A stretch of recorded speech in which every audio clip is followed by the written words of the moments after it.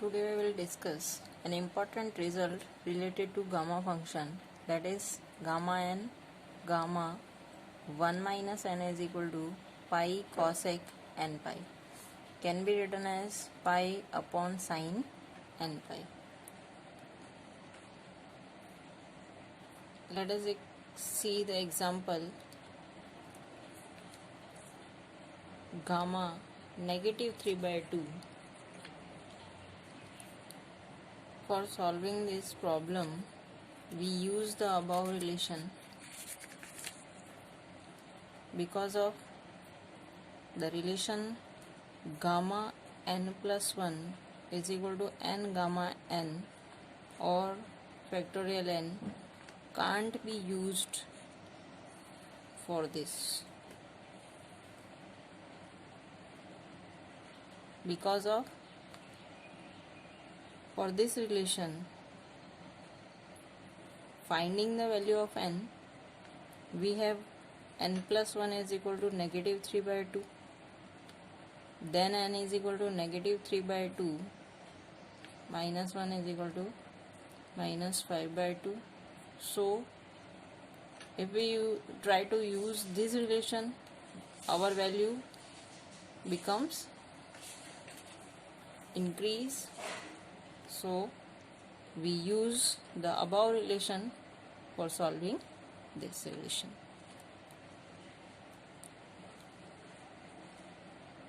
Here the value of n is negative 3 by 2.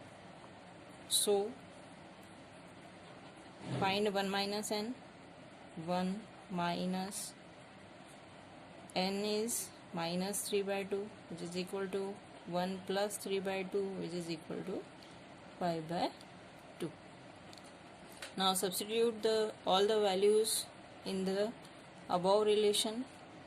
We have gamma 3 by 2, gamma 5 by 2 is equal to pi cosec n is negative 3 by 2. Negative 3 by 2 and pi. It also can be written as pi upon sine negative 3 pi by 2. Now gamma 3 by 2 is equal to pi upon gamma 5 by 2 sine negative 3 pi by 2. Now we know that sine minus theta is equal to minus sine theta. So it becomes pi upon minus gamma 5 by 2 sine 3 pi by 2. Now what is the value of sine 3 pi by 2 and what is the value of gamma pi by 2? Sine 3 pi by 2 is equal to sine 3 multiply 180 divided by 2 multiply sine 270, which is equal to sine 180 plus 90, which is equal to sine